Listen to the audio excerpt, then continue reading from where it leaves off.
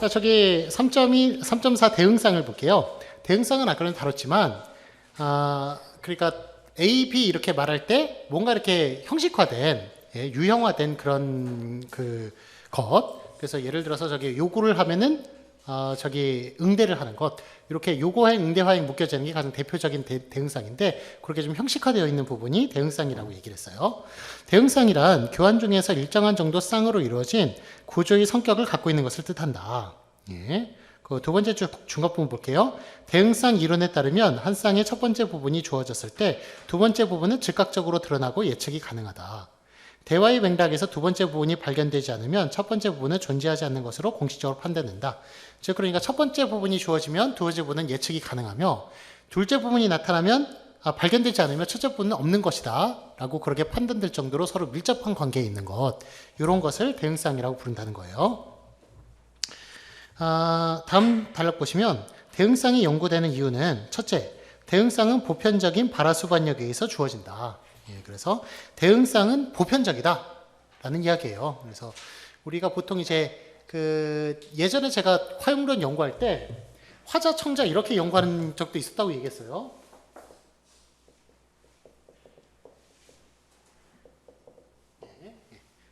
이게 아주 구시대적인 그런 연구 방법인데 청자는 말을 하면 안 돼요, 그러면. 근데 청자도 말을 한단 말이에요. 그래서 화자, 청자 이렇게 하는 식으로. 근데 이게 왜 이런 현상이 벌어지냐면 그 대응쌍이 대단히 보편적이기 때문에 그래요. 우리가 보통 대화를 하면 A, B 이렇게만 생각을 하지 A, B, A, B 이렇게 묶여가지고 쭉 이어지는 것까지는 생각을 많이 못 한다는 거예요. 그러니까 이런 현상까지 벌어지는 것인데 그만큼 대응쌍은 보편적인 현상이기 때문에 연구가 필요하다라는 이야기예요. 다음에 둘째, 고전적인 대화 분석은 대응쌍을 첫 번째 부분과 두 번째 부분을 구별하고 이것도 지금 앞에 부분하고 좀 비슷한 얘기긴 한데 대응쌍은 일단 보편적으로 사람들이 많이 가지고 있는 것이고 둘째, 우리가 고전적으로 연구를 할 때는 이런 식으로 연구를 했다는 거예요. 화자와 청자 이렇게 묶여지는 식으로 그렇게 연구를 많이 했으니까 연구가 저기 옛날 연구하고 연계를 시키기 위해서는 또 대응쌍 연구가 필요하다는 것이고, 그다음에 셋째, 대답 예측의 유형이라는 개념이 유용하기 때문이다. 우리가 대응쌍을 볼 때는 명령을 하면은 수락과 거절을 하듯이 그렇게 유형화되어 있는 것이 우리가 연구를 할 때 여러분이 이렇게 학문을 배울 때 하나하나 개별적으로 배우는 게 좋겠어요? 유형화 시켜가지고 분류해서 배우는 게 낫겠어요? 유형화해서 분류해서 배우는 게 훨씬 더 경제적이잖아요. 배울 내용도 줄어들고. 그러니까 그런 이야기예요. 이거는 유형화 시킬 수가 있기 때문에 연구를 하면 가치가 그만큼 더 있다는 거예요. 훨씬 더 많은 것을 더 묶을 수가 있고 연구할 가치가 있다. 그렇기 때문에 가치가 높다. 그런 얘기예요. 3.4.1 볼게요. 대응쌍의 조건. 대응쌍의 조건은 6번에 나와 있듯이 1번 인접해 있어야 돼요. 인접해 있어야 되고 2번 서로 다른 화자이에 발화돼야 돼요. 한 사람이 A 말하고 B 말하고 이렇게 말하는 거는 아니에요. 사이코라는 영화 보셨어요, 여러분? 사이코. 알프레드 히치콕이라는 사람이 거의 대표작인. 이렇게 얘기하면 스포일러가 되는 것 같아가지고 얘기가 좀 그런데 거기 정신분열자가 나와요.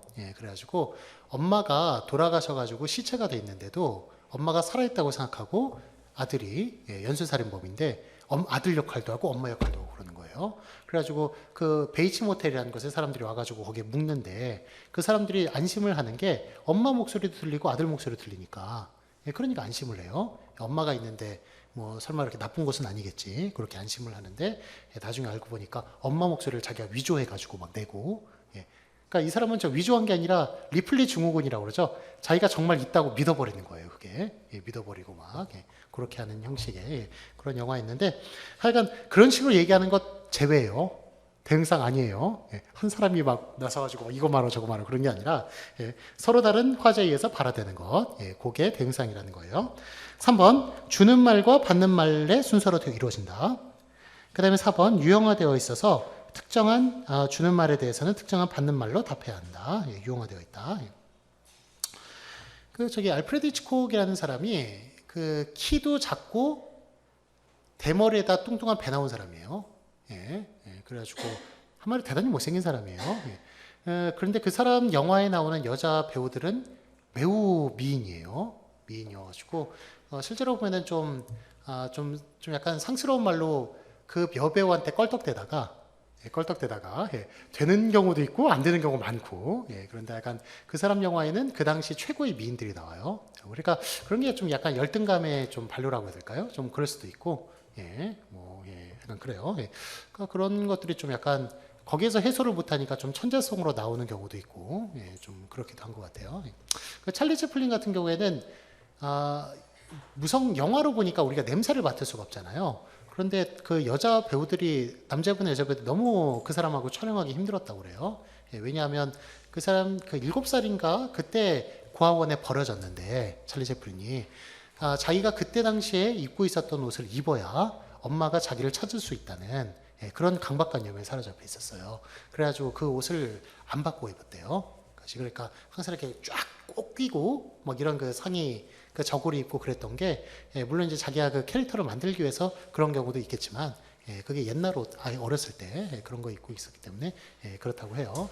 그러니까 좀 그런 좀 못 다들은 그런 면이 또 천재성으로 좀 나타나고 그런 것도 있는 것 같고요. 그래가지고 뭐 천재고 뭐 다 그래도 다 행복하고 그런 것도 아니에요. 얼마나 참 불행했겠어요, 사람이. 그 엄마한테 이렇게 버림받고 그랬는데.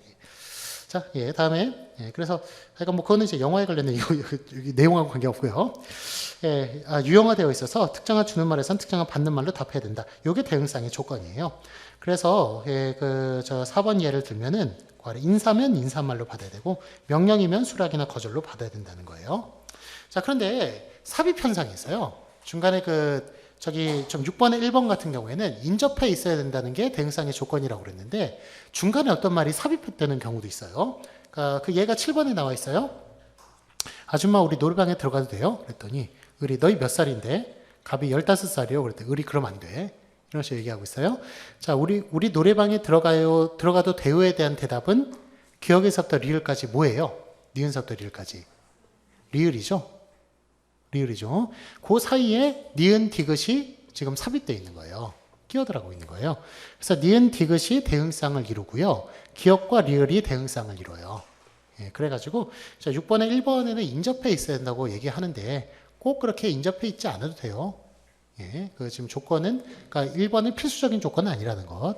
그래서 삽입하는 이런 경우도 있으니까 꼭 인접해야 된다는 건 필수 조건이 아니라는 걸 또 알 수도 있어요. 자, 그러면 3.4.2 대응상의 유형을 보시면 요즘 그 노래방으로 많이 가시죠? 요즘도 많이 가세요? 요즘 TV 보니까 그 복면 가왕 너무 재밌더라고요 보니까. 보니까 딱.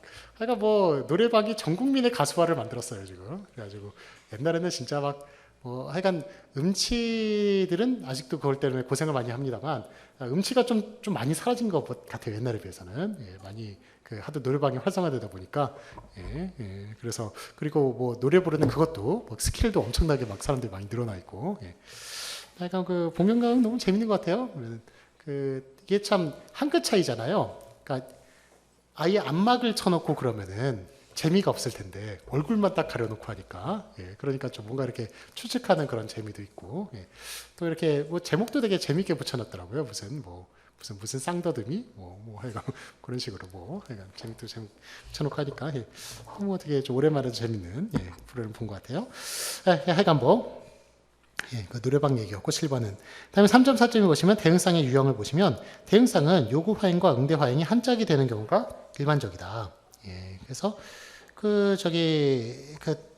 8번 예를 보시면 8번의 기억이 갑이 사과는 참 맛있어. 진술화행이거든요. 그 다음에 을이 응, 아니, 글쎄는 긍정이나 부정이나 응대 거부고 이런 식으로 기억의 갑은 응대 화행이고 을은 응대 화행이잖아요. 요구 화행과 응대 화행이 이렇게 한 짝이 돼서 나타나는 경우가 많다는 거예요.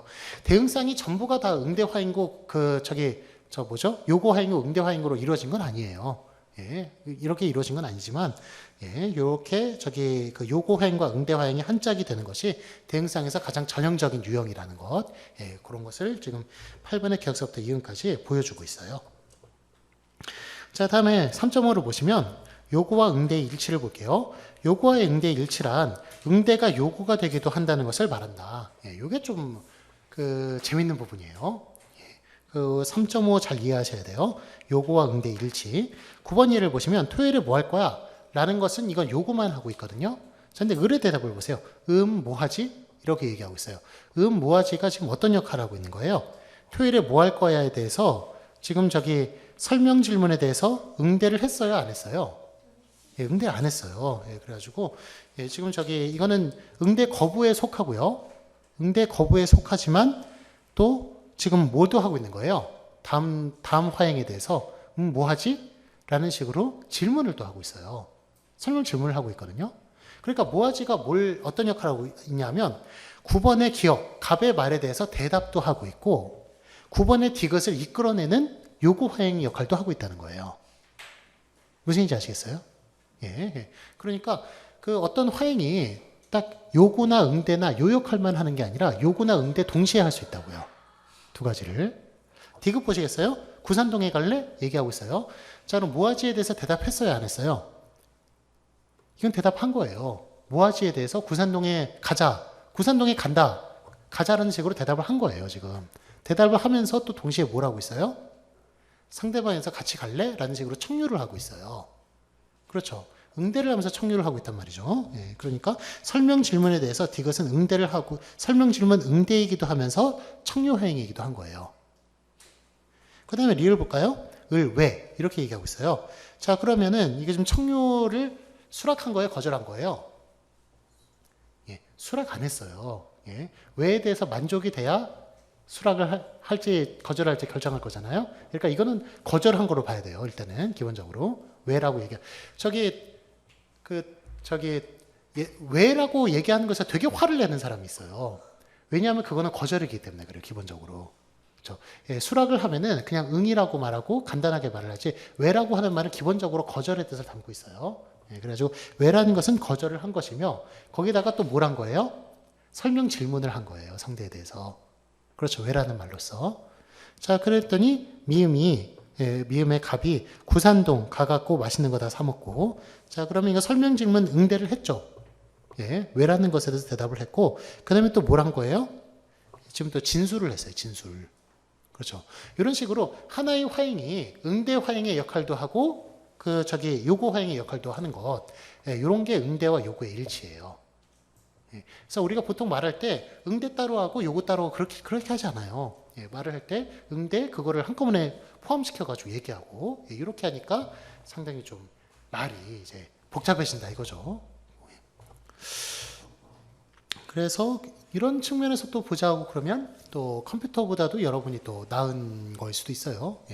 컴퓨터 같은 경우에는 앞에 대답을 하고 다음에 이렇게 그 프로세서를 그렇게 짜야 될, 그 프로그램을 그렇게 짜야 될 가능성도 있어요. 그렇게 기본이 돼야 다음 거를 넘어갈 수가 있는데 여러분 같은 경우는 머리에서 순식간으로 두 가지를 딱 조합시켜가지고 얘기한단 말이죠. 그러니까 상당히 이것도 좀 인간이 우수한 면이라고 볼 수가 있어요. 자, 그래서 요구와 응대 일체 이해하시죠? 요구와 응대는 한꺼번에 하나의 화행을 통해서 나타날 수가 있다라는 게 요구와 응대 일치다. 요게 현실적이다 라고 얘기할 수가 있고요. 자, 4번 단위화제 기능단계 대화를 볼게요. 4.1 단위화제 4.1.1 단위화제의 정의. 단위화제란 하나의 화제를 공유하는 단위이다. 단위화제는 하나의 화제를 공유하는 하나 이상의 교환으로 구성되며 하나 이상의 단위화제가 모여 상위 단위화제를 이룰 수 있다. 그래서 하나의 화제를 공유하는 단위인데 단위화제는 여러 가지 교환으로 이루어질 수가 있고요. 그러니까 교환보다는 큰 단위이고 또 하나의 단위화제는 여러 가지 단위화제로 쪼갤 수가 있다. 하나의 단위화제는 여러 개가 모여가지고 또 더 큰 하나의 단위화제를 이룰 수가 있다라는 그런 이야기예요. 1번 예를 볼까요? 근데 목걸이 안 무거워요? 뭐 목걸이요? 이거 88올림픽 기념 목걸이에요. 그런데 질이 나쁜 건가 봐. 88올림픽 너무 옛날 때예요, 이게. 지금 조사가 2000년도에 되어 있어가지고, 좀 2000년에서 2002년까지 조사한 거거든요. 그래서 좀 약간 옛날 얘기라 좀, 그때만 해도 12년 전이었는데, 88올림픽이면은. 요즘 지금 20년이 더 넘어갔네요. 가운데가 진주래요. 근데 그때 많이 만들어가지고 돈 많이 벌려고 팔았나 봐. 근데 진주가 별로 질이 안 좋아. 그거 얼마 주고 했는데 모르죠 뭐. 누가 했는데 엄마가. 근데 엄마들은 다 난다 엄마 거 그냥 하고 다녀요. 이거 지금 저기 목걸이에 대해서 얘기를 하고 있거든요. 그러니까 하나로 이제 뭉쳐지는 단위 화재라고 그렇게 이야기를 할 수가 있어요. 예전에 그 저기 그 국제시장에 나왔던 이상가족 찾기 여러분 모르시죠? 예, 저는 그걸 TV를 이렇게 봤었는데 그때 하여간 그 24시간 생방송을 했어요. 그때는 12시만 되면 아침 6시에 시작하고 12시만 끝나는 거였거든요. 예, 그런데 뭐 하여간 몇 달을 한 석 달인가 넉 달을 계속 KBS 1번에서 그 이상가족 찾기만 한 거예요. 그래가지고 수많은 쌍을 찾아줬어요. 그래가지고 그거 되게 약간 온 국민이 정말 눈물을 흘리면서 되게 감동적으로 봤던 그런 프로그램인데 제가 예전에 97년도인가 그때 이제 학원 강사를 하면서 그 애들 그 여러분한테는 선배일 거예요 아마. 그 학생들한테 83년도 정말 대단하지 않았느냐고 막 아이시안가족 찾기 막 대단하지 않았는데 전혀 막 모르는 눈치를 하고 있는 거예요. 알고 보니까 다 83년생들이었어요. 근데 이런 현상이 지금 88년 올림픽 여러분 전혀 못 보셨을 거 아니에요, 그렇죠? 먼 옛날 얘기고 저는 굴렁쇠 소년 다 봤는데 그거. 근데 그때 이제 어떤 일이 벌어졌냐면 그거를 딱 그 저 성화 있죠? 성화를 피우고 거기다가 비둘기를 날렸어요, 흰색 비둘기를. 어떻게 됐겠어요? 비둘기 통구이가 됐죠. 거기에. 그래가지고 좀 잔인한 개막식으로 뽑혀 있어요. 지금 좀 그 약간 좀 뭐라 그러죠? 좀 잘 안 된 개막식 좀 그런 걸로 꼽히는 좀 그런 경우도 있었어요. 자 다음에 4.1점에 보시면 단위화제의 특성 1번 일관성. 대화는 일관성 원리에 지배된다. 라고 그래서 그 일관성 단위화제는 그 주제가 일관적이어야 되잖아요. 하나의 그 일관적인 주제를 담아야 되니까 일관성을 담고 있다는 거예요. 그 다음에 2번 유계성. 단위화제는 다시 단위화제의 단위화제로 이루어질 수 있다. 단위화제 여러 개 묶여가지고 상위 단위화제를 이룰 수 있다고 그랬죠. 그러니까 위계성이 있다는 거예요. 단위화제, 큰 단위화제가 있고 작은 단위화제가 있고 그렇다는 것. 그 다음에 그게 이제 단위화제의 특성이고 그 다음에 4.1.3 이어나가기를 볼게요. 단위화제 내부의 이어나가기의 분석 단위를 보시면 2번에 초기화가 있고요. 이거는 단위화제를 시작하는 거예요. 단위화제의 첫 번째 필수적 진행 요소이고요. 보상이 있어요. 단위화제를 유지시키고 단위화제를 더 진행하기 전에 의문사항을 해소하는 데 사용하거나 빠진 부분을 채우는 데 사용하고 그러니까 저기 그 초기화된 대화의 주제를 단위화제의 주제를 계속 이어나가는 거예요. 보상은. 재개는 단위화제가 종결되는 것을 잠시 유보시키는 것이고요. 그 다음에 마무리 같은 경우는 단위화제를 끝내는 거예요. 그래서 그 이어나가기에 그 예를 보시면 3번 예를 보시면 근데 목이 안 무거워요? 근데 라는 식으로 초기화를 시키고 있어요. 그랬더니 을이 뭐 목걸이요? 라는 식으로 보상을 하고 있어요. 그 지금 단위 그 주제를 화제를 이어나가고 있는 거예요. 주제와 화제 구별할 줄 아시죠? 화제라고 하는 것은 대화의 주제가 화제예요. 글의 주제가 주제고 그래서 주제하고 화제는 구별하시고 자 그 다음에 갑이 그래서 이라는 식으로 계속 이제 대화를 이어나가고 있죠. 그랬더니 을이 이거 88 올림픽 기념 목걸이죠. 근데 질이 나쁜 건가 봐. 가운데가 진주래요. 근데 그때 막 많이 만들어가지고 돈 많이 벌려고 했나 봐. 근데 진주가 질이 별로 안 좋아. 라는 식으로 지금 근데 진주가 별로 질이 안 좋아라는 식으로 초기화를 시키고 있어요. 초기화. 그랬더니 그거 얼마 주고 했는데 라는 식으로 다시 또 초기화를 시키면서 보상을 하고 재개를 하고 있고 모르죠 뭐 보상을 하고 있어요. 계속 이어나가고 있고 누가 했는데 초기화 재개를 하고 있고 엄마가 난 엄마 거 그냥 하고 다녀요 라는 식으로 보상을 하고 있고 그래서 그 1번 예를 보시면 153페이지 1번 예를 보시면 이거 큰 단위화제를 이렇게 나눠놨습니다만 이게 지금 초기화를 할 때마다 하나의 단위화제가 생긴다고 보시면 돼요. 다른 주제로 좀 만들어지는 것이기 때문에 그래서 이게 지금 여러 가지 단위화제로 또 구분이 가능하다는 것. 자, 다음에 4.1.4 화제 제약 조건. 저기 보상이나 재개 이런 거 있죠? 그래서 2번 단위화제 내부 이어나가기 분석 단위는 아직 연구 중이에요. 연구 중이고 이건 지금 그 누가 이렇게 좀 계략적으로 해놓은 것만 이렇게 해놓은 거니까 그 여기에 제시해 놓은 거니까 너무 그렇게 집중 안 하셔도 돼요. 그 아래 얘도 지금 이게 왜 초기화하고 이게 보상이지 막 이렇게 많이 헷갈리셨을 거예요. 그렇게 집중 안 하셔도 돼요. 그러니까 좀 더 정밀화될 필요가 있어요. 그 여기 지금 써놓은 게 최선을 갖다 놓은 거예요. 예, 궁극의 가장 끝을 갖다 놓은 게 아니라 현재 지금 나온 것 중에 최선의 결과를 지금 모아놓은 거예요. 예, 모아놓은 거니까 부족한 부분은 여러분이 연구하시면 돼요. 여러분같이 똑똑하신 분들이 와가지고 연구하시면 되는데 이게 지금 대학원에 참 오는 분들이 여러분들이 좀 사명감을 가지고 이렇게 와가지고 연구하고 그러시면 좋을 텐데 이 먹고 사는 문제가 잘 해결이 안 돼서 그런지 잘 안 와요. 잘 안 오고 그래서 좀 많은 인재들을 좀 놓치고 있는데 저희가 오면은 뭐 땡큐죠.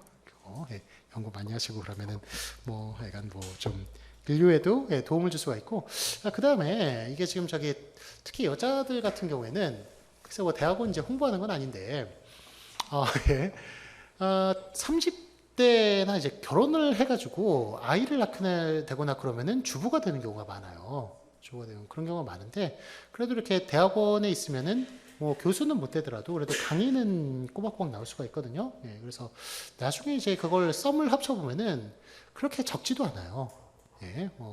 뭐 물론 이제 연금이나 이런 건 안 돼요. 이런 건 안 되니까 좀 그런 게 좀 문제이긴 한데, 하여간 뭐 썸을 따지면 그렇게 적지는 않으니까 그 대학원 오시는 것도 한번 좀 생각해 볼 만한 것 같아요. 제가 볼 때는 뭐 하는 공부 좀 하고 싶고 그러면은 좀 이렇게 할 만한. 그래서 뭐 지금 제가 지금 나이가 43인데 저한테 누나들 지금 45, 막 48 어디 가서 지금 직장 생활 하겠어요? 학교에 다 남아 있어요 지금. 다 남아 있고 어떤 뭐 직책 같은 것도 다 맡고 있고 그러니까 여자들한테는 그렇게 뭐 물론 이제 교수가 되고 그러면 가장 최상의 결과겠습니다만 그거 아니더라도 그렇게 나쁘진 않은 것 같아요 제 생각에는. 나쁘진 않은 것 같으니까 한번 잘 생각해 보시고 다음에 너무 대학원 너무 제쳐놓지 마시고 이거는 아니야 이런 식으로 하지 마시고 그래도 좀 후보군에 좀 넣어두시고 다음에 4.1.4 화재 제약 조건 4번 예를 보시면 4번에 1번 화재 비약이 일어나서 대화의 결속력을 깨트려서는 안 된다. 그 다음에 그 화재 제약 조건은 그거예요. 그러니까 그 비약이 일어나서는 안 된다는 것. 다음에 2번 선호적 대화는 한 사람 갑이 어떤 화재 X에 대해서 이야기하고 있을 때 다른 사람 을이 다른 화재 Z에 대해서 이야기하고 싶으면 다른 화재를 이야기하고 싶어하는 을은 두 화재 X와 Z가 Y라는 화재의 범주에 속해서 자연스러운 결속력을 가지도록 이야기할 방법을 찾아야 한다. 이게 무슨 얘기냐면 어떤 A란 얘기를 하고 B란 얘기를 하고 있을 때 A란 얘기를 하고 C란 얘기를 하고 있을 때 가운데 B라는 공통적인 부분을 찾아내가지고 그걸로 대화를 이어야 된다는 거예요. 그러니까 엉뚱하게 전혀 다른 주제로 얘기를 하면은 좀 말하는 그 주제를 말하는 사람 입장에서는 무시당했다는 그런 기분이 들 수가 있어요. 자기 주제로 얘기 안 하고 지 주제로 넘어가 버리네. 이런 식으로 생각할 수가 있으니까 그렇게 지혜롭게 넘어가는 방법을 찾는 것이 좋다는 거예요. 그래서 예를 들어서 민호 X에 대해서 얘기하고 있는데 민호에 대해서 얘기하고 있는데 자신의 결혼 얘기를 하고 싶으면 민호의 결혼을 이야기하면서 자신의 결혼으로 옮아가라는 거예요. 이것도 이제 요령인데 그렇게 해야 상대방이 기분 나쁘지 않을 거 아니에요. 대화 주제가 자연스럽게 옮겨가면서 그래서 대화의 주제를 옮겨가는 방법이 이것 말고도 여러 가지가 있을 거예요. 이러실 텐데 그런 것도 좀 연구의 대상이에요. 일단은 한 가지 얘기를 하자면은 대화의 주제를 옮겨갈 때는 거기에 공통 부분을 끄집어내 가지고 그거에 대해서 얘기하면서 자연스럽게 넘어가는 그런 방법을 취하는 것이 훨씬 더 좀 지혜로운 화재 제약 조건에서 지혜로운 그런 조건이라는 거예요. 자, 다음에 4.2 기능 단계를 보시면 기능 단계란 하나의 대화를 시작, 중간, 끝으로 나눴을 때 그 각각을 이룬다. 바꿔 말하면 기능 단계는 시작 단계, 중간 단계, 종료 단계의 세 가지로 나눈다. 세 단계로 나눈다. 그래서 기능 단계는 시작, 중간, 끝으로, 종료로 그렇게 나눠져요. 그런데 모든 대화가 세 단계를 갖추진 않아요. 거기 세 번째 줄 보시면 세 번째 줄 끝부분이요. 격식을 갖출 필요가 없는 친한 사람 사이의 일상적인 대화는 대부분 시작 단계를 거치지 않고 바로 전개 단계로 진행이 돼요. 또한 위험에 대한 경고, 급한 상황에서의 문제 해결 등 격식을 갖출 여유가 없는 상황에서 이루어지는 대화도 시작, 종결 단계가 없어요. 그런데 그러니까 불이야 이런 경우에 그 불난 걸 얘기하는데 시작 단계에 갖추면은 타 죽을 거 아니에요. 그러니까 그 급한 상황 이런 거는 시작, 종료 단계 이런 거 없다는 거예요. 바로 중간으로 넘어간다는 거예요.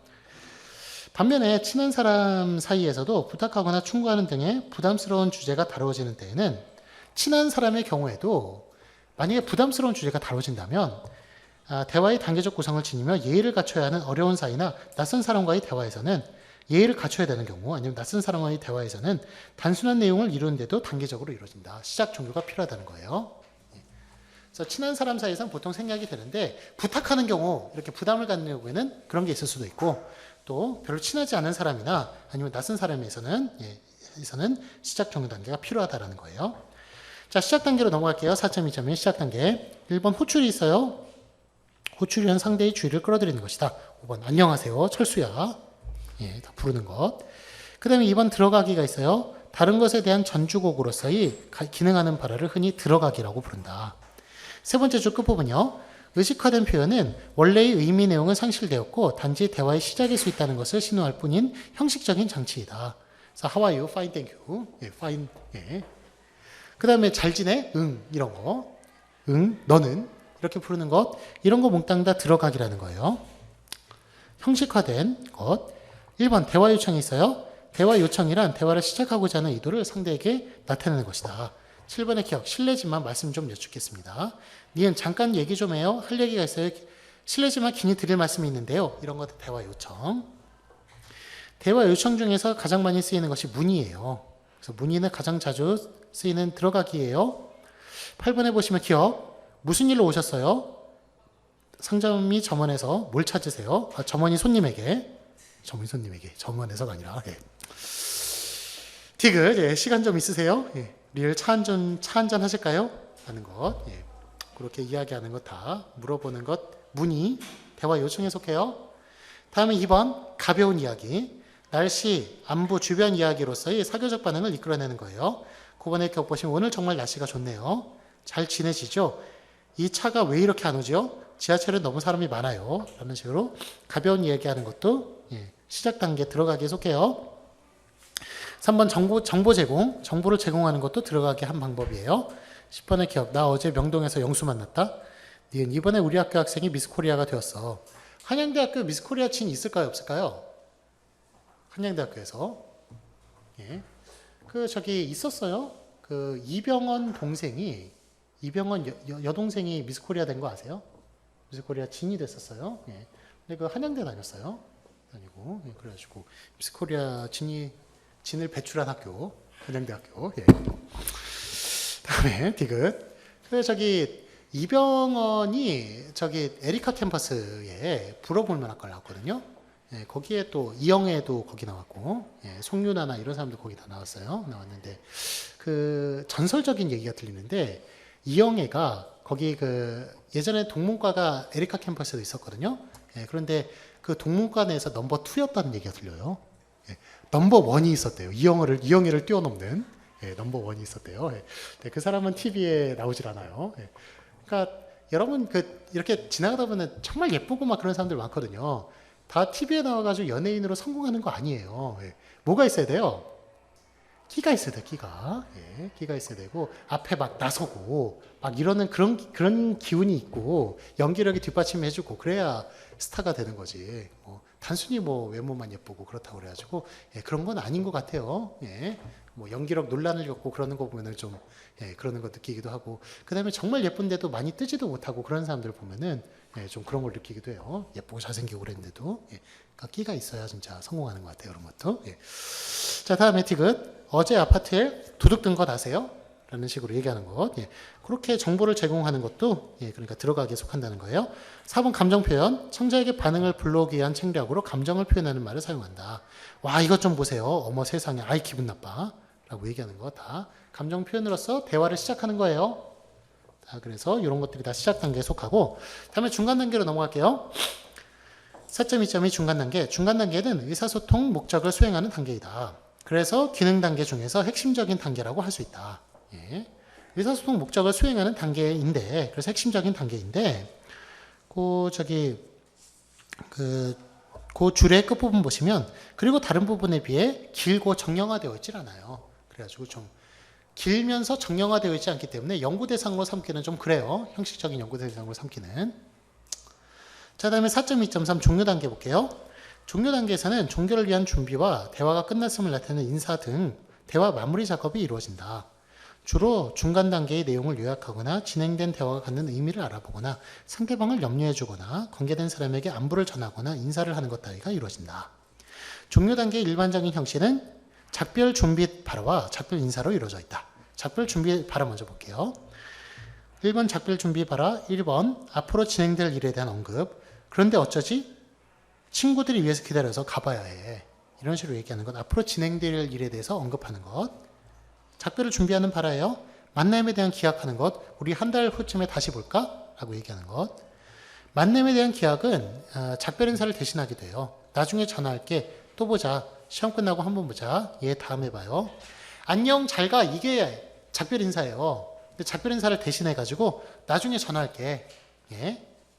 또 보자. 라고 얘기하는 것. 이런 것들이 이거는 저기 작별 준비 발화인데 이런 것들이 작별 발화를 대신할 수 있다는 거예요. 예. 여자들은 막 3시간 동안 막 통화하고 막 그런 얘기 하잖아요. 중요한 얘기는 또 만나서 얘기하자. 3시간 동안 중요한 얘기를 안 했는지 뭐 모르겠어요. 이거. 예. 예. 약간 참 대화를 이끌어 나가는 거 보면은 신기해요. 예.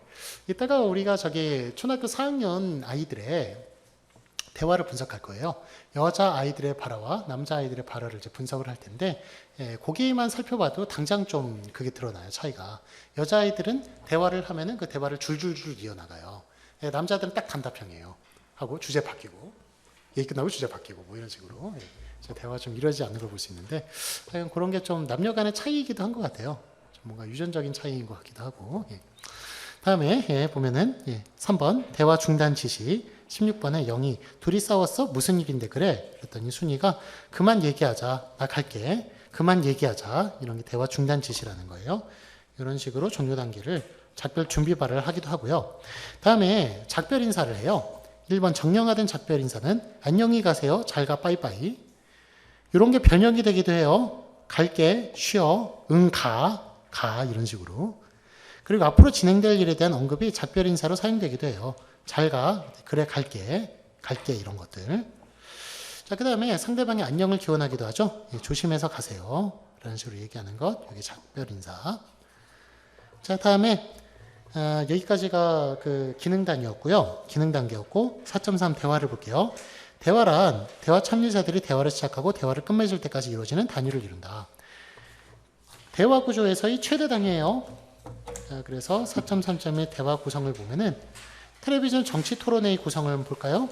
요 예를 들어 보면 텔레비전 정치 토론회는 기능 단계로 보면 소개 단계, 논의 단계, 정리 단계, 즉 시작, 중간, 끝이 있고요. 마무리 단계가 있고 논의 단계에서는 단위 화제로서 세대 교체나 지방자치 선거의 성격 규정, 후보자 간의 인신 공격, 후보자의 과거 경력, 후보자의 정책과 공약 이런 식으로 나눌 수가 있고 단위 화제의 단위 화제로 또 나눌 수가 있죠. 후보자의 정책과 공약 같은 경우에는 새 후보자에 대한 공통 문제, 전문가와 개별 후보 토론, 후보자 사이의 질의응답 이런 식으로 더 나눠질 수도 있어요. 그러니까 그렇게 대화의 구성은 이렇게 잘게도 쪼개질 수도 있다는 것. 아래 학습평가 풀어볼까요? 1번 대화 단위에 대한 설명으로 틀린 것은 1번 화행은 대화 구조의 형식적 최소 단위이다. 맞아요? 틀려요? 맞죠? 화행이 최소 단위였죠? 그 다음에 2번 순서는 주도자와 조력자에 의한 상호작용의 기본 단위이다. 맞아요?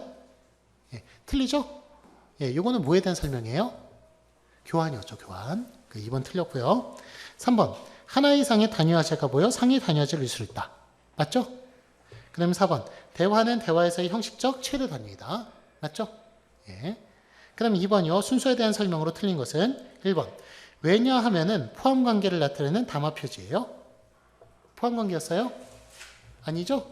종속관계였어요. 종속관계 중에 까닭관계. 그래서 1번 틀렸고요. 포함관계는 즉 다시 말하면 예를 들면 이런 거였어요. 이런 거였고. 그 다음에 2번 상대화는 나열, 대조, 선택으로 나뉜다. 맞고요.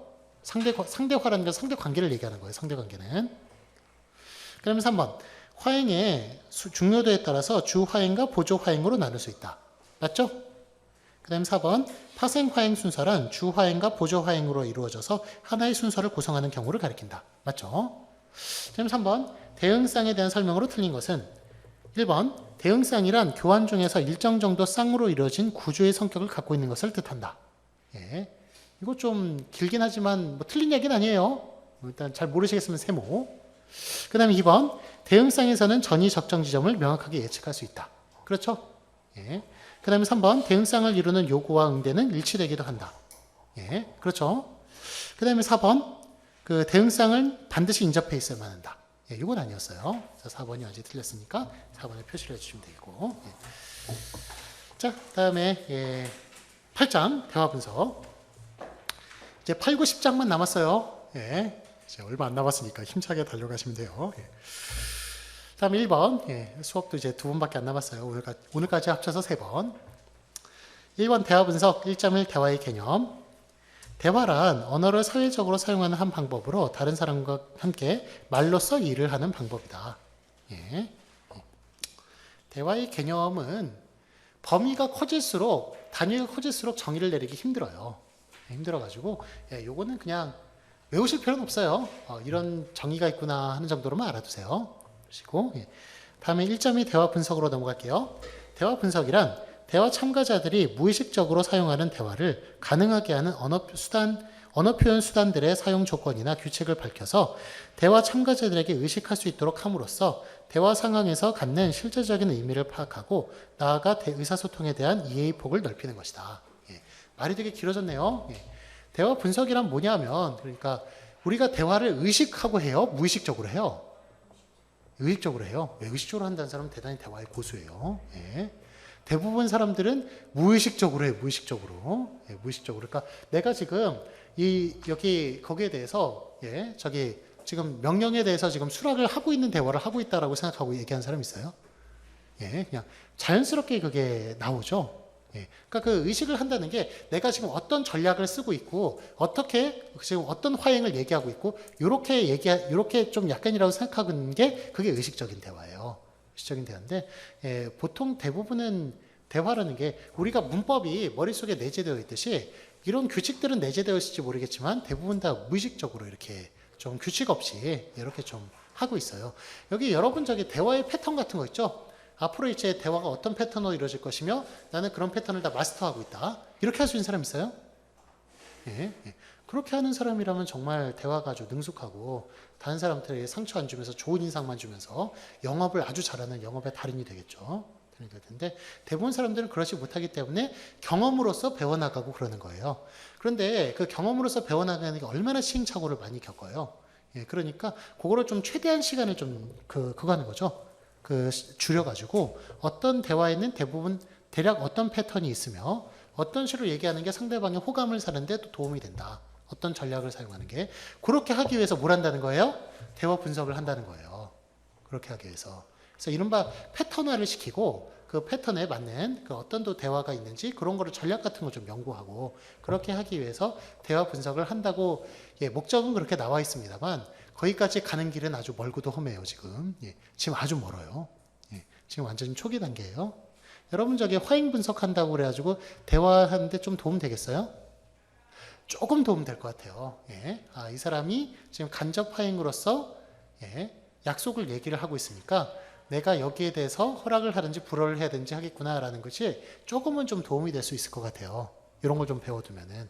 그런데 실제로 이제 큰 뭐 대화 구조나 이런 거 해서 얘기를 할 때는 아직까지는 좀 멀어요. 그런 게 멀고. 여러분 저기 대화 말 잘하고 싶은 사람이 되고 싶어요? 못하는 사람이 되고 싶어요? 말 못하는 사람이 되고 싶은 사람 한 명도 없을 거예요, 아마 여기. 그렇죠? 다 말을 잘하고 그런 사람이 되고 싶지. 그런데 거기까지의 좀 연구 결과가 쌓이기까지는 분석도 많이 되고. 하여간 대화 분석은 좀 그런 목적을 가지고 있다는 거예요. 자, 다음에 1.3 화행 연구에서 대화 연구로. 두 번째 줄 보시면 화행이 무엇을 나타내는가 보다 대화자들이 맥락 안에서 화행을 어떻게 사용하는가 하는 점이 중요하기 때문에 더 큰 단위에 대한 분석이 필요하다. 그래서 아까는 우리 한국어의 화행 열심히 나눠놨잖아요. 그런 것보다 그 화행이 모여가지고 대화에서 어떤 역할을 하는지 그런 좀 더 큰 단위에 대한 연구가 필요하다는 거예요. 그런 측면에서 대화 분석의 필요성이 또 제시가 되어 있고요. 1.4 대화 분석의 두 관점을 볼게요. 1.4.1 내용의 관점과 1.4.2 형식의 관점이 있어요. 내용의 관점이란 대화가 시작될 때 어떤 역할을 하는지에 대해 주안점을 두어 분석하는 것으로 대화를 구성하는 성분들의 기능에 대해 연구하는 것이라고 할 수 있다. 내용의 관점 분석의 예를 들면 한 문장이 대화를 시작하는 기능을 가지고 있어서 그것을 대화 시작 성분이라고 분석하는 것이다. 예, 그래서 이거는 좀 단위 화제의 측면에서 어떤 역할을 하는지 그런 것을 본 것이 내용의 관점이고, 형식의 관점이란 대화의 상위 구조와 하위 구조를 나누어서 각각의 구조에 대한 특성을 다루는 것이라고 할 수 있다. 형식의 관점 분석의 예를 들면 한 문장이 하나의 화형을 가지고 있어서 그것을 하나의 대화 구조라고 파악하는 것을 이룬다. 그러니까 앞에 있는 대화 구조 우리가 배웠죠? 예, 거기에 대해서 그런 관점에서 나누는 것이 형식의 관점이에요. 형식의 관점이고, 내용적인 측면, 이 대화가 어떻게 처음과 중간 끝으로 이루어져 가지고 뭐 어떻게 되는지 그런 측면에서 나누는 것이 내용의 관점이고요. 두 가지 좀 구별하시겠어요? 그러니까 잘잘 쪼개는 게 형식의 관점이라고요. 형식의 관점이고, 내용의 관점은 내용적인 측면에서 단위 화제의 측면에서 보는 것이 내용의 관점이라고요. 그렇게 두 개로 쪼갤 수 있어요. 어떤 게 중요해요? 내용의 관점이 중요해요? 형식의 관점이 중요해요? 예. 현재로서는 둘 다 중요하다고 말할 수밖에 없어요. 예. 내용의 관점을 내용을 밝히기 위해서는 형식적으로 쪼개야 돼요. 쪼개가지고 그 형식적인 관계를 밝혀야 내용의 관점이 밝혀지는 거예요. 예, 그렇기 때문에 현재로서는 두 가지가 중요하다고 볼 수가 있는데, 궁극적으로 말하자면 내용의 관점이 더 중요하지 않을까 싶어요. 예. 결국 형식이라는 게 내용을 밝히기 위해서 좀 동원되는 경우가 많기 때문에 좀 그런 것이 더 중요하지 않을까 싶고요. 다음에 162페이지 보시면 1.5 대화 분석의 원리를 볼게요. 대화 분석의 원리는 뭘 찾아야 되느냐? 1.5.1 반복형을 찾아야 돼요. 반복되는 것을. 자연적으로 일어나는 대화의 많은 기록을 검토하여 반복적인 형을 찾아야 된다. 반복형을 찾을 때 그것이 보편화된 현상이라는 것이 자동적으로 증명되기 때문이다. 대화 분석을 할 때 아무거나 무턱대고 하는 것이 아니라 뭘 먼저 찾아야 된다고요? 반복형을 찾아야 돼요. 반복형. 예. 그래가지고 우리가 요구를 하고 응대를 하고 이러는 게 수도 없이 반복되잖아요. 최고의 반복형을 찾아낸 거예요. 그거는. 예. 그러니까 최대한 많은 반복형을 찾아낼 때 그게 규칙화되는 거예요. 말뭉치라는 거 혹시 아세요? 코퍼스라고 불러요. 코퍼스라고 이제 부르는데,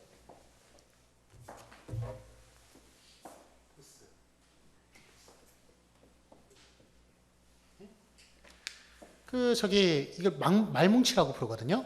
근데 이거를 엄청나게 많은 양을 컴퓨터에다 때려 넣고, 거기다가 이제 최고의 많이 쓰이는 그런 말이나 이런 것들을 끄집어내는 거예요. 끄집어내가지고, 그렇게 하면은 이제 좀 뭐가 이렇게 규칙이 좀 정해지고 그럴 수 있잖아요. 이런 거를 좀 공대하고 인문계하고 같이 이렇게 연합해가지고 많이 하고 있어요. 많이 하고 있는데, 공대하고 인문계는 좀 보는 게, 국어학자하고 공학자는 좀 보는 입장이 달라요. 공학자 같은 경우에는 최대한 이거 규칙을 많이 끄집어내려고, 그렇게 해요. 근데 국어학자 같은 경우에는 예외를 많이 찾아내요. 예외를 찾아내죠. 이게 왜 이럴까? 이게 왜 이럴까? 요게 좀 많이 그걸 해요. 집중을 해요. 그래서 궁극적으로는 인문계에서 하는 연구가 그게 좀 더 기계화가 되면은 제일 마지막에 가장 고급적인 어휘를 사용할 수 있을 거예요. 그런데 공대 사람들은 답답해하죠. 왜냐하면 이제 지금 규칙 이거 찾아가지고 하기도 바빠 죽겠는데 그런 세부적인 사항까지 살펴봐야 되느냐, 뭐 이런 주의예요. 이런 주의인데, 하여간 뭐 그런 날이 언젠가 이제 좀 접점을 찾을 날이 있을 거라고 저는 보고요. 하여간 그 반복형을 찾아야 되는 거예요. 대화 분석할 때. 다른 것보다도 반복되는 형을 먼저 찾아야 된다. 다음에 1.5.2 발화의 상호작용 및 원인 추론. 선택적 발화 중 하나를 선정하는 데 따르는 상호작용 및 원인 추론에 강조점을 둔다. 발화끼리의 상호작용을 발견하고 발화의 발생 이유를 추론함으로써 대화 내부에서의 내용적 관련성을 살펴볼 수 있다. 그래서 상호작용을 발견하고 이유를 추론해야 된다. 그런 얘기예요. 서로 상호작용을 발견하고 발생 이유를 추론해라. 다음에 1.5.3 현상 직시가 있어요. 대화에 나타나는 현상만을 직시한다.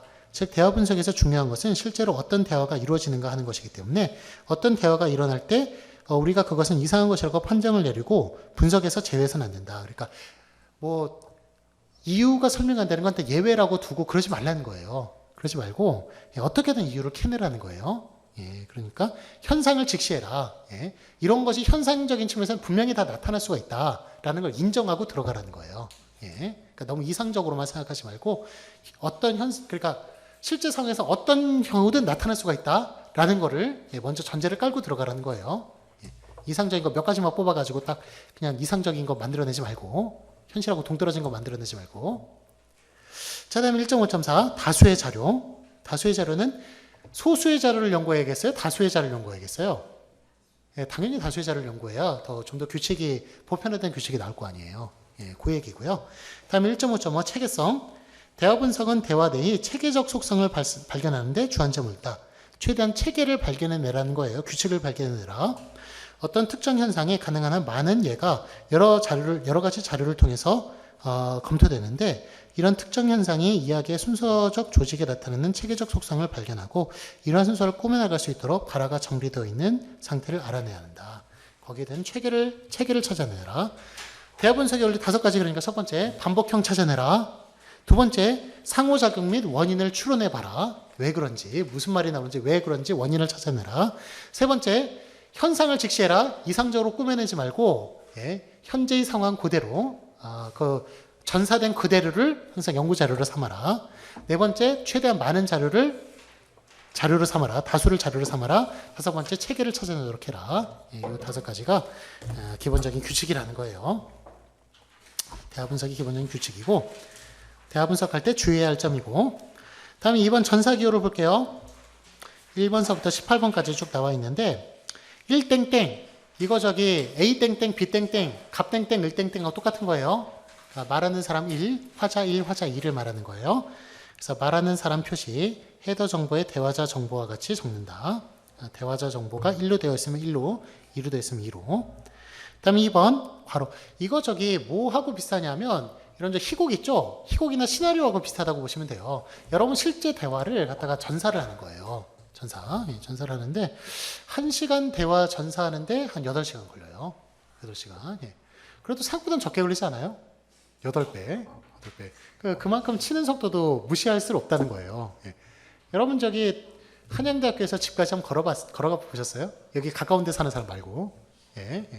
여러분 생각하는 것보다 의외로 적게 걸려요. 의외로.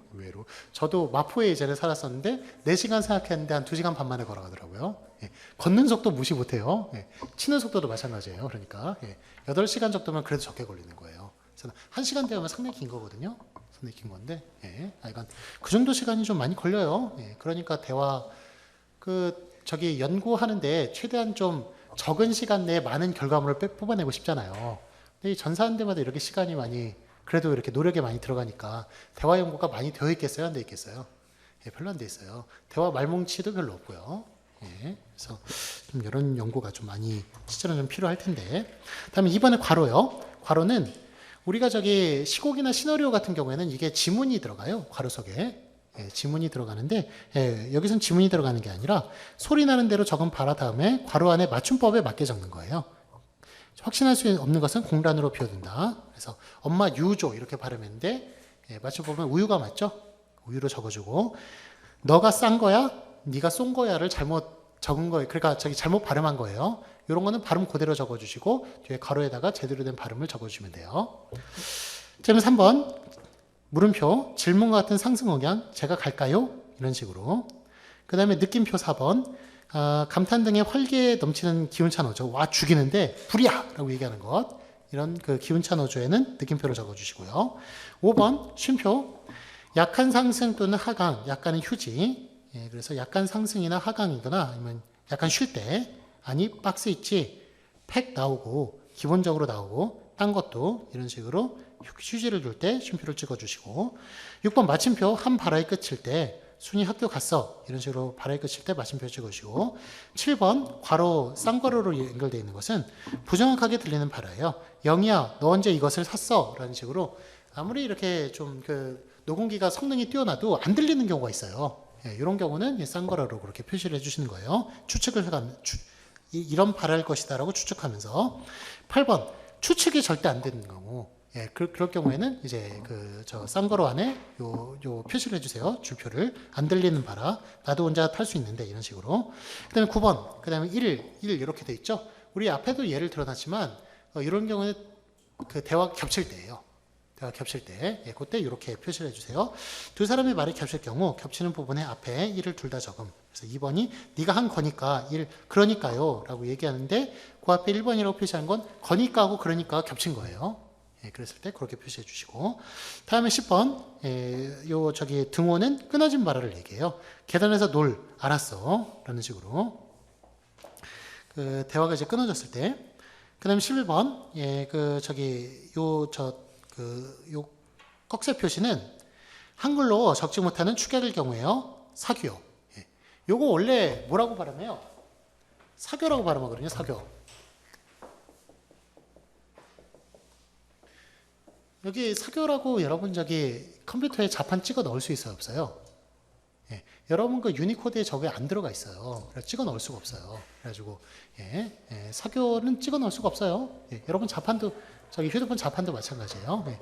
그래가지고 이렇게 자판으로 찍지 못할 경우 이럴 경우는 이런 표시를 해주시고 원래는 사교라는 발음이었다 이렇게 표시하는 거예요.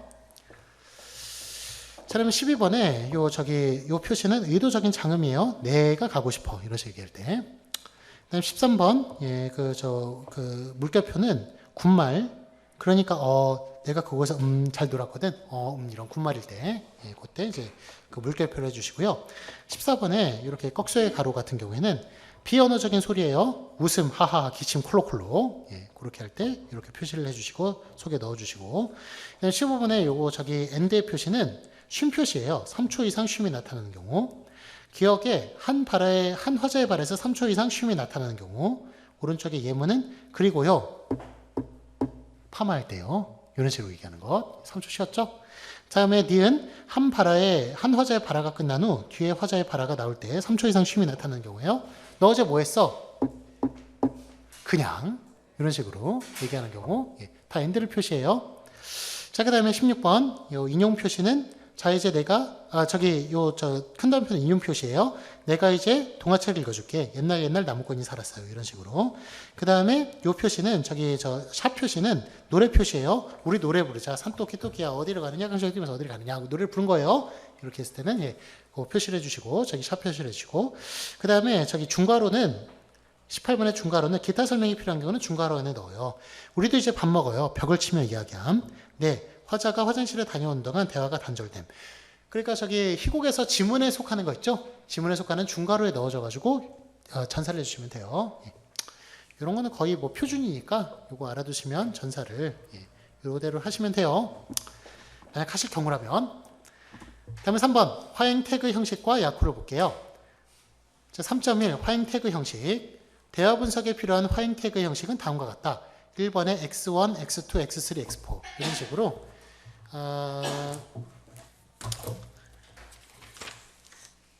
169페이지 펴보시겠어요? 169페이지에 태그 부착 연습이 나와 있죠? 태그 부착 연습 나와 있죠? 169페이지 맞아요? 예. 거기에 4.1의 초등학교 4학년 여학생들의 대화가 나와 있어요. 그리고 017, 018, 1212 이렇게 나와 있고 오른쪽에 보면 다 전사를 한 내용이에요. 앞에 전사 기호를 통해 가지고 이용하여 전사를 했는데 그 뒤에 뭘 붙이냐면 화행 태그를 붙여요. 화행 태그. 태그는 이제 뭐 딱지를 갖다 붙이는 거예요. 옆에다가 어떤 표시를 갖다 붙인다는 거예요. 자, 그런데 여기에 그 꺽쇠 가로로 돼 있고 i 마이너스 h i 마이너스 땡땡 h 땡땡 h 땡땡 x 이렇게 나와 있죠. 요게 처음부터 들어가는 자리가 x1, x2, x3, x4예요. x1에 들어가는 게 이제 뭐가 들어가느냐 하면 거기 대화가 이게 지금 하나의 주제로 이루어졌냐 다른 주제로 넘어가느냐 이런 걸 표시하는 거예요. 이런 걸 표시하거나 아니면 이게 요구냐 응대냐 이런 걸 표시하는 것이고 x2 그러니까 h라고 쓰여 있는 부분 있죠. 그 자리에 들어가는 게 화행이에요. 화행. 어떤 화행으로 얘기했느냐. 그 다음에 세 번째 h로 되어 있죠. 이거는 화행 형식을 얘기하는 거예요. 어떤 화행 형식으로 얘기했느냐. 그 다음에 마지막에 x로 되어 있는 부분은 화행이 한 순서에서 2개 이상일 때, 2개 이상일 때 앞에 화행하고 어떻게 연결관계를 갖느냐, 이런 걸 표시해주는 자리예요. 예. 자, 그래서 이게 지금 i-로 되어 있거든요. i는 요구 화행이에요. 요구 화행이고, 마이너스라고 얘기하는 거는 대화 주제가 다른 주제로 시작한다는 뜻이거든요. 그래서 마이너스로 표시하고요. 그 다음에 h 같은 경우에는 부르기 주의 집중이에요. 야! 라고 부르는 것. 예, 그래서 진아야! 라고 불렀죠? 예, 그러니까 화행도 h고요. 예, 그 다음에 형식도 지금 진아야! 라고 부르는 건 화행이 부르기의 형식이거든요. 그걸 L추라고 두시고, 그 다음에 마지막에 X라고, 왜냐면 한 문장이니까, 하나의 그 화행이니까 X라고 둔 거예요. 자, 다시 164페이지 돌아가시면, 1번에 그 X1, 1번 예에 X1, X2, X3, X4, 거기마다 각각 들어가는 얘기가 다 따로 있다는 거예요. 따로 들어있고, 거기에 대해서 화행 태그를 붙이는 게 제가 그 2시간 전에 이야기했던 지루하다는 내용이에요. 예. 그거 붙이는 건 아주 힘드실 거예요. 힘드실 텐데. 그 내용을 이제 알면은 더 붙이는데 좀 수월할 거고, 예, 아니면은 좀 많이 힘드실 거고 그럴 텐데. 예. 하여간 어떤 내용이 들어가는지 일단 먼저 얘기를 해볼게요. 3.1.1 X1. X1은 요구 화행, 응대 화행의 인접상을 표시하는 란이에요. 앞에 화행이 요구 화행일 때는 I, 앞에 화행이 응대 화행일 경우에는 R로 표시해요. 예, 그래서 I와 R, 요구일 때는 I, 응대일 때는 R. 응대 화행일 경우 응대의 대상이 되는 요구 순서가 바로 앞의 순서가 아닐 경우에는 RD로 표시하고, 바로 뒤에 대상이 되는 요구 순서의 번호로 적는다. 예, 요 RD에 대해서는 나중에 얘기를 할게요. 좀 대답이 요구에 대해서 나중에 좀 응대가 이루어질 때가 있어요. 예, 그럴 때는 그 앞에 있는 요구, RD라고 써주고, 앞에 있는 어떤 요구 화행에 대한 응대인지, RD 하고서는 몇 번 대화인지, 대화 순서 번호를 적어준다는 거예요. 예를 들면, 169페이지에, 네, RD 예를 들는 게 낫겠네요. RD 한번 찾아보세요. RD 어디 있나요? 예. 26번 대화에 RD가 나와 있네요. 자, 안 돼가 뭐에 대한 대답이냐면 앞에 25번에 대한 대답이 아니고 몇 번에 대한 대답이에요? 23번에 대한 대답이에요. 이렇게 적어주라는 얘기예요. 그러니까 대답이 늦게 나올 때, 응대가 늦게 나올 때는 어느 것에 대한 대답인지 그거를 RD라고 적어주고, 예, 그렇게 적어주라는 얘기예요. 번호를. 자, 다시 앞으로 돌아가셔서요. 예. 그리고 응대의 대상이 되는 요구 순서가 여러 개의 화행으로 이루어졌을 때는 여러 개의 화행 중에서 그 화행에 해당하는 번호를 R 마이너스 뒤에 표기한다. 예. 이게 무슨 얘기냐면 R 마이너스 한번 찾아보시겠어요? 예, 27번 예. 잘 찾으시네. 고맙습니다. 예. 자, 그 27번 예를 보시면 R 마이너스 2로 돼 있죠? 예. 요게 지금 앞에 그 26번이 지금 화행이 2개거든요. 안대와 나 그러고 3,100원밖에 없다니까가 나와 있어요. 뭐에 대한 대답이라는 거예요? 두 번째 화행에 대한 대답이라는 거예요. 그래서 R 다시 2, 예, R 줄표 2는 두 번째 화행에 대한 대답이다라는 그런 뜻이에요. 자, 다시 앞으로 돌아오셔가지고, 자, X1에서는 단위 화제에 대한 표기도 하는데 주제가 달라지면 I 마이너스로 표기함으로써 단위 화제로 나타낸다. 예, 그래서 I 마이너스 같은 경우에는 주제가 달라질 때 I 마이너스를 표시하고, 예, 그 주제를 좀 달라졌다는 걸 표시하는 거예요. 자, 그럼 3.1점 해볼게요. X2. 이번엔 두 번째 칸에 들어가는 내용. X2는 화행의 발화 수반 행위를 표기하는 단위다. 즉, 화행을 나타내는 표기예요. 화행. 그 화행이 무엇인가? 화행의 화행에 대해서. 앞에 화행이 요구 화행일 경우 진술일 때는 S, 정표일 때는 E, 진술일 때는 Q, 질문일 때는 Q, 명령일 때는 O, 청유일 때는 P, 약속일 때는 A, 인사일 때는 G, 부르기 주의 집중일 때는 H로 표시한다. 뭐에 대한 약자냐 하면 166페이지에 그 약자가 다 나와 있어요. 여기 화행 X2라고 나와 있죠? 그 3.2.1의 요구 화행 태그 약호 거기에 화행 X2에 진술은 S, 스테이트먼트예요. 정표는 E, 익스프레스고, 질문은 Q 퀘스천이고, 명령은 O 오더고요. 청유는 P 프로포즈고요. 약속은 A 어포인트먼트고요. 인사는 G 그리트고요. 그 다음에 부르기 주의 집중은 H hold once attention이에요.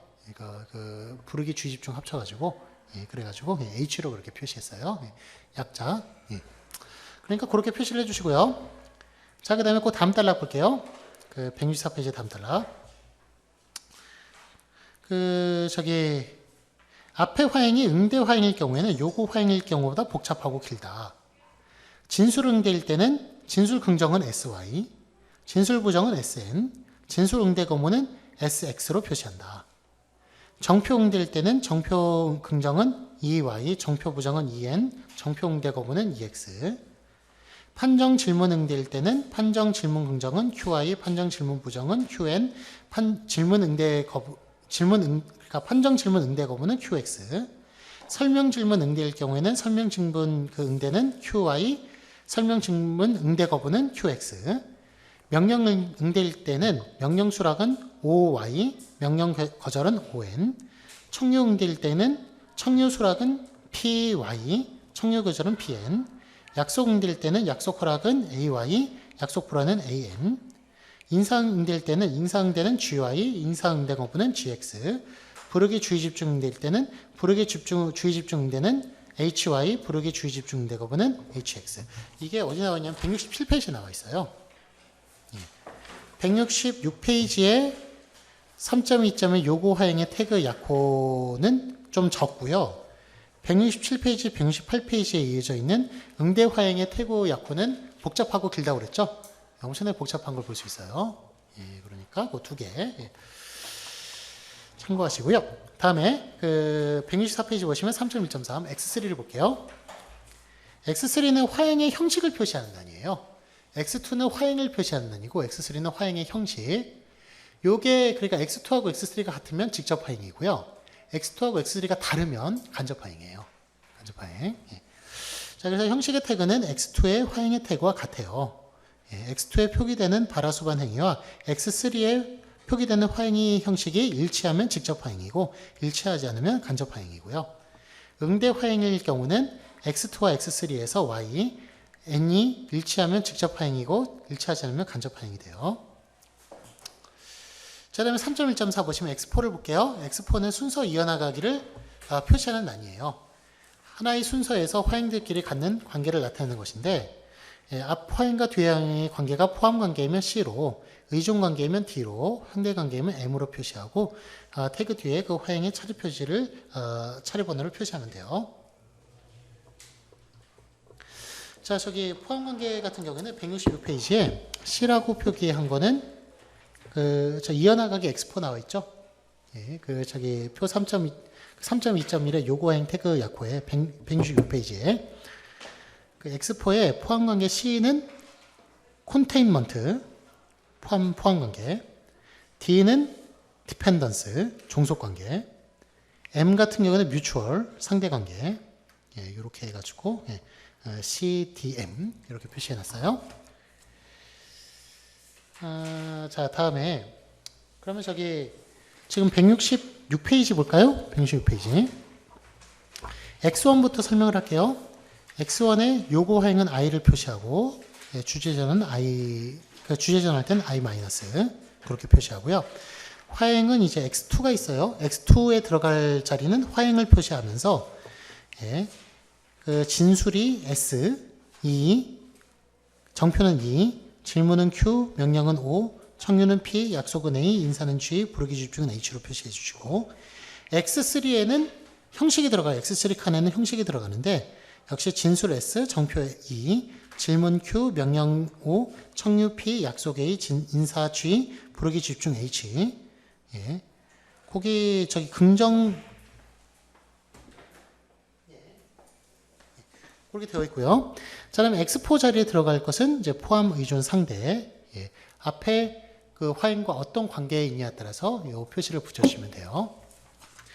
자, 다음에 근데 문장 하나만 나와 있거나 제일 첫 문장 같은 경우는 X를 붙여주시면 돼요. X 아무것도 없으면. 자, 그다음 3.2점이 응대 화행 태그 약호를 볼게요.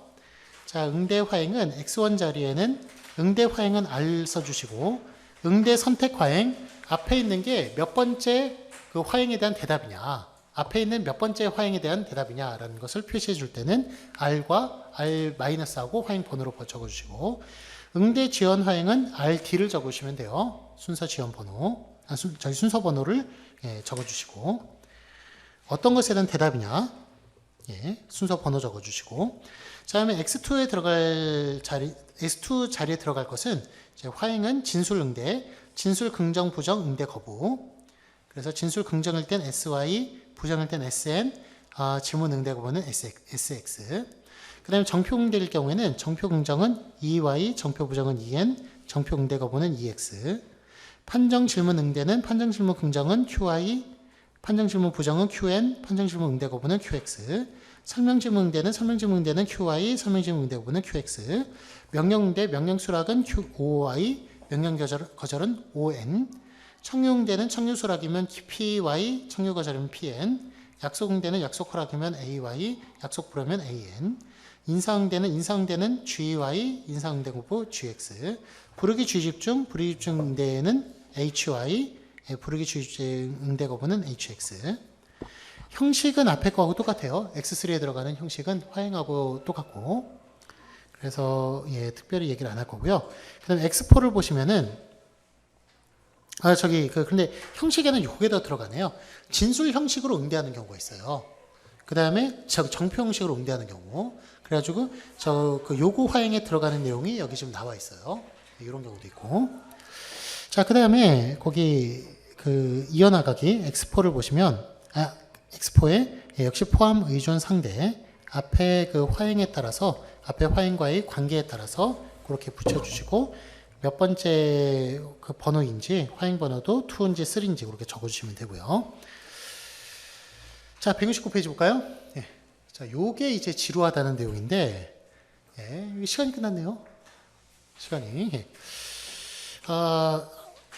미안하지만 3분만 할게요. 3분만 하고 제가 종이 한 장을 좀 나눠드려야 할 텐데 그 종이에다가 여러분이 좀 한번 적어 오세요. 적어 오시고 어떤 걸 할 거냐면 지금 초등학교 4학년 여학생들의 대화가 있죠. 4.1은 요거는 제가 지금 간단하게 분석을 해볼 거고 다음 주에도 할 거고요. 그 다음에 4.2 초등학교 4학년 남학생들의 대화가 있어요. 남학생의 대화가 있는데 요거를 지금 빈칸이 돼 있는 종이를 제가 여러분한테 나눠드릴 거예요. 나눠드릴 텐데 요 4.2 같은 경우에는 상당히 불안하게 돼 있어요. 4.1은 그나마 괜찮게 되어 있는데 4.2는 상당히 틀린 부분이 많게 되어 있어요. 그러니까 그거를 한번 해보세요. 집에서. 보세요. 우리 레포트 없었죠? 그게 레포트예요. 레포트. 하는데 한 1시간 더 걸릴 수도 있어요. 1시간 약간 더 할 수 있는데 이거는 제가 냈느냐, 그러니까 좀 냈느냐 안 냈느냐 가지고 판정을 할 거예요. 판정을 할 거니까 너무 부담 갖지 마시고 그래도 약간은 부담을 가지시고 빈종 내면 안 돼요. 이름만 쓰고 약간의 부담은 좀 공부한다는 생각으로 가지시고 왜냐하면 제가 기말고사 때 요거 지금 요 글씨 집어넣는 거를 시험 문제 낼 거예요. 대신 요걸 다 외울 필요는 없어요. 뭐 진술은 뭐 SY, 진술은 된 SY고 진술 부정 SN이고 이런 거 외울 필요는 없어요. 왜냐하면 요 표는 제시해 줄 거예요. 요 표는 제시해 드릴 테니까 거기에 맞게 집어넣는 거 그것만 하시면 돼요. 그걸 시험 문제로 낼 테니까 그거 연습한다는 생각을 가지고 미리 해보시면 돼요. 자, 그러면 제가 169페이지 지금 한 2분만 설명을 할게요. 자, 017번은 설명했고 017번 I- 이게 지금 대화가 시작하는 거거든요. 대화가 다른 주제로 시작하니까 I-로 표시를 했고요. H는 부르기였어요. 부르기. 그 다음에 형식도 지금 진아야라고 부르는 건 그거거든요. 앵치 형식이거든요. 부르기 형식이거든요. 그래서 H로 넣고 그 다음에 이게 한 문장밖에 없으니까 X4는 뭐 별내용 없어요. 그러니까 X라고 적어주시고요. 자, 그다음에 018번을 보시면 왜라고 대답을 했어요. 자, 그런데 아까는 얘기했지만 제가 요구와 응대의 일치라고 얘기했어요. 왜라고 얘기하면서 지금 요구와 응대 둘 다 얘기하고 있는 걸 볼 수 있어요. 그래가지고 지금 응대를 할 때는 어떻게 하고 있어요? 일단 R이죠. 응대는 R로 적어주시고 그 다음에 두 번째 칸에는 지금 응대를 부르는 것에 하고 있나요? 안 하고 있나요? 응대하고 있잖아요. 지금 부르는 거에서 왜라고 얘기를 하고 있잖아요. 그러니까 hy죠. 예, 응대를 하고 있으니까 hy고 화행은. 자, 근데 세 번째는 어떤 형식 가지고 그걸 하고 있어요? 지문 형식. 그러니까 Q예요. Q고. 예. 그러니까 간접 화행이에요. 이거는 hy와 Q가 일치하지 않으니까. 자, 근데 네 번째는 지금 그 순서로만 되어 있죠. 그러니까 X로 되어 있고. 다음에 요걸 제가 가로 닫고 두 번째는 이제 이게 동시에 요구의 역할도 좀 하고 있단 말이죠. 예, 그러니까 요거로 볼 때는 I로 써주시고 그 다음에 어떻게 하고 있어요? 지금 저기 왜라는 식으로 질문을 또 하고 있죠. 그러니까 Q. 예, 그 다음에 질문 형식으로 지금 하고 있죠. Q. 그 다음에 한 화행밖에 없으니까 X로 그렇게 해주시고요. 자, 그 다음에 0191번의 근데 이런 거는 지금 맞장구 치고 이러는 거는 하나하나 다 하려면 너무 그게 많아요. 의미도 없고. 그렇기 때문에 이런 거는 화행 태그 붙일 필요 없어요. 맞장구 치고 이러는 거는. 자, 그 다음에 그 저기 21번 예를 보시면 1번이 오늘 토요일 날에 뭐 할 거야? 라고 그러는 게 지금 대답을 어떻게 하고 있어요? 예. 지금 21번. 자, 21번은 지금 저기 뭐에 대해서 대답하고 있나요? 지금 18번에서 대답하고 있거든요. 그러니까 대답이 지금 지연되어 있어요. 그러니까 RD라고 써주세요. RD라고 써주시고 몇 번에 대한 대답이에요? 18번의 대답이니까 RD 18 그렇게 써주시고요. 자, 그 다음에 그 두 번째 화행은 무슨 화행이에요?